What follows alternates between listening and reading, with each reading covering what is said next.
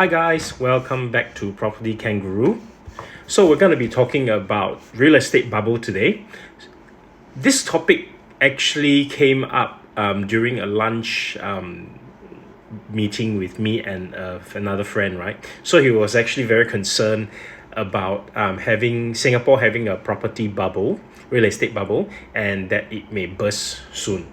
Okay, so let's first of all talk about what is real estate bubble.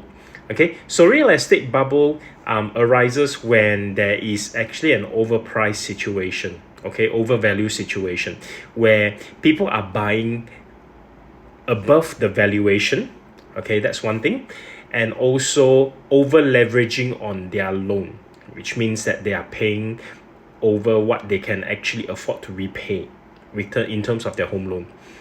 All right, in that situation, when there is such a situation and then there is coupled by another event, say for example the person lost their job, or during a economic downturn the person's business didn't do well, or there is actually a mass exodus of tenants from Singapore because of bad economic climate, then we will actually see property bubbles starting to burst.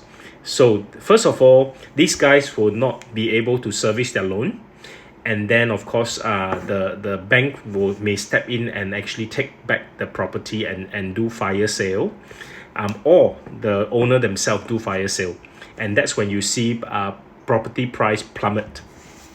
And of course then that actually gets everyone into trouble as well. Okay, so then the question is, will Singapore actually have this situation happening?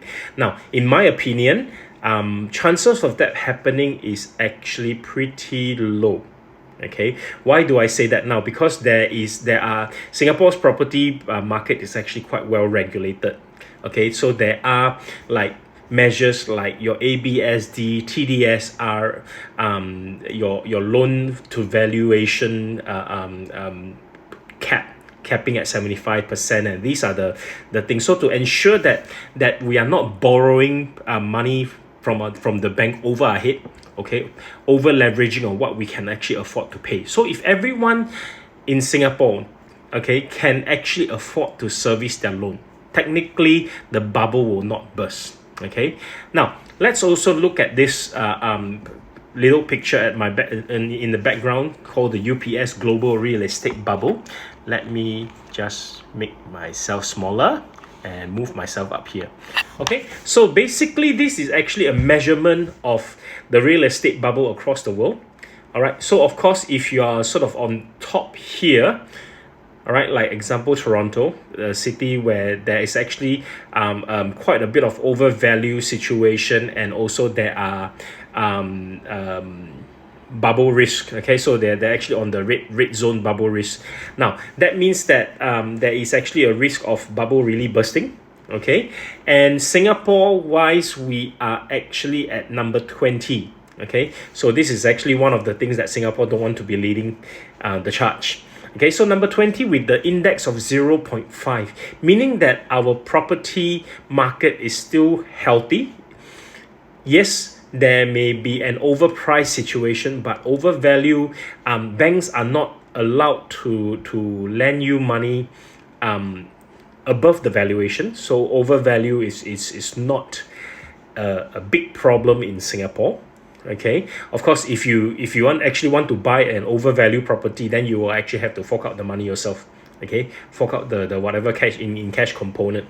So in that sense, this index is actually trying to tell us that we are not in a huge risk of having a property bubble or the bubble bursting on us. Okay, so that's why if you're asking me, looking at all these figures, we are actually in a relatively healthy market. Okay, and chances of that bursting is very, very, very, very, very unlikely. Okay, so I hope you guys have actually learned something from here. If you would be so kind to actually like this video. Follow me for more information and learn more from all my sharings as well. Yeah, do comment about what you want to find out. So actually I mentioned about TDS, RABSD and all that. So if you want me to talk about those ones, how it actually impacts our market, how it actually helps regulate the market, please let me know in the comment section. Thanks for that, and I'll see you soon.